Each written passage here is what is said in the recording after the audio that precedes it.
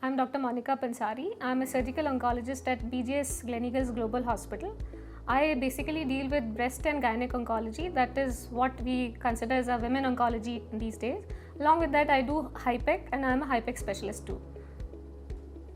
Why, Dr. Monica, did you choose to become a doctor? I always wanted to serve community. I have seen my father, he's a doctor, he's an orthopedic surgeon, and I used to see a lot of patients coming with sufferings, and that is a thing which motivated me to be a doctor. And while doing MBBS, that time itself I decided that I have to be a surgeon. I used to see a lot of female patients coming to us, keep looking for a female surgeon, which were very few at that point of time. That is what motivated me to be a surgeon. And once I decided to be a surgeon, I realized in my surgical specialty that we see a lot of breast and gynec malignancies coming to our OPDs, and those patients were coming in very advanced stages. And whenever we used to talk to them, they always used to say that we were very shy and going to a male surgeon. That's what probably motivated me to be a surgical oncologist.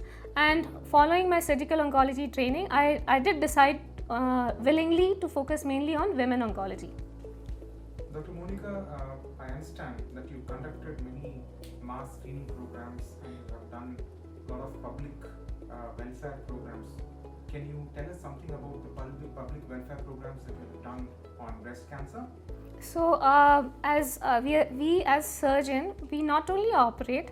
Our main idea as a surgical oncologist or as an oncologist is to create awareness. So, we keep conducting lot of awareness camps in the society, especially in the areas where females are not aware of what oncology is, what breast cancers are, what are the screening programs we have for breast cancers, for cervical cancers. So that is part and parcel of our job, and I do like conducting all these awareness camps and screening camps, basically to create awareness amongst people who are not aware of screening facilities which are available for breast and gynec cancers, especially to pick up the cancer at a very early stage.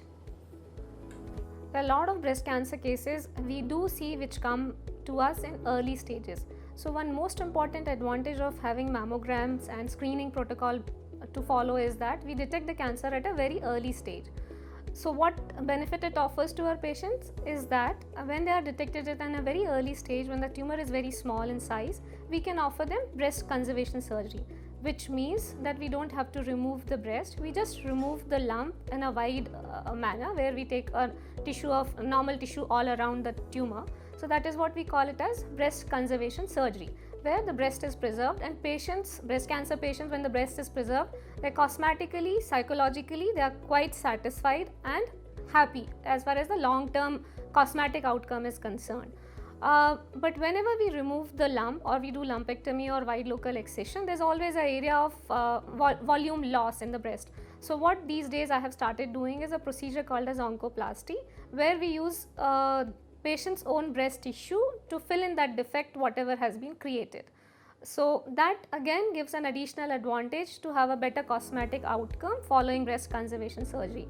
So these days for all early breast cancer, my main treatment what I offer, main surgery which I offer is breast conservation surgery with oncoplasty, which of course makes my patients quite satisfied, not only oncologically but cosmetically too.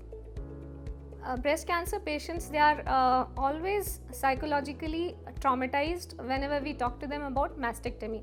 Mastectomy means removal of breast. So that always puts them quite disturbed whenever we ask any female that they have to undergo a surgery called mastectomy, where we have to remove the breast.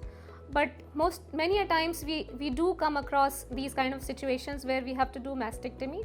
But these days with mastectomy we do offer a lot of plastic surgeries or reconstruction which can give them a normal shape, like using flaps, free flaps, latissimus dorsi flap, many other flaps we do to reconstruct the area post mastectomy. So we do have those kind of surgical options available these days, and we do offer all our patients post mastectomy.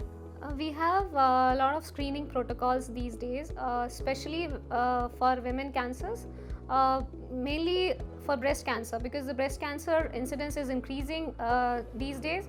So we have something called a screening mammogram, which most of our women are aware but they don't follow it. So breast cancer screening goes in above the age of 40 years. All the females above the age of 40 years should undergo annual screening, mammogram. Apart from breast cancer, we have screening protocol available for cervical cancer, which is a simple pap smear test. Females above the age of 30 should undergo pap smear testing once in 3 years.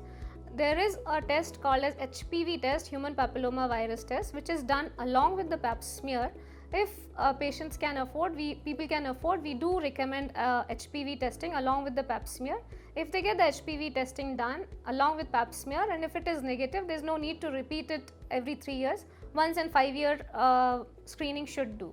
So these are the two screening modalities which are in place and are highly recommended for the early detection of these two cancers.